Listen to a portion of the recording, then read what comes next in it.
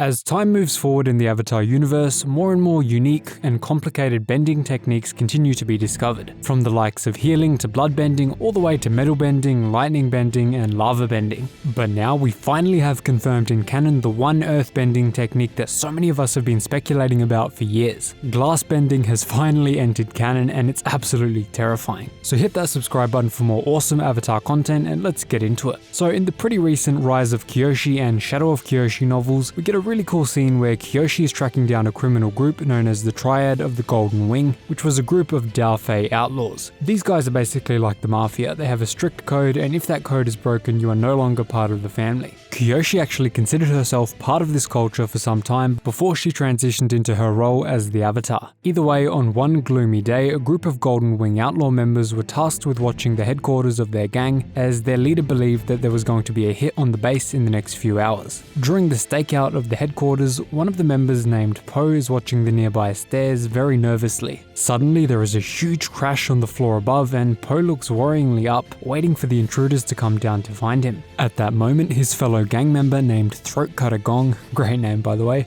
gets tossed down the stairs with his legs tied up and his wrists bent the wrong way. At this point, Po is absolutely terrified, and then out of nowhere a huge pair of gloved arms burst through the brick wall in front of him and they instantly wrap around Po's neck. These are the arms of Avatar Kyoshi. What happened upstairs was that Throatcutter Gong had tried to tie up Kyoshi with a shattered glass garrote, which is a device used to strangle and choke people. He actually managed to get the garrote around her neck, but she eventually overpowered him so badly that she reversed the situation and tied him up, before throwing him down the stairs for Po to see. At this point, Po falls to the ground with tears and begins to pray to the Avatar to save his life, praying specifically to Avatar Young Chen. Kyoshi instantly responds, telling him that Young Chen isn't around anymore, but she is.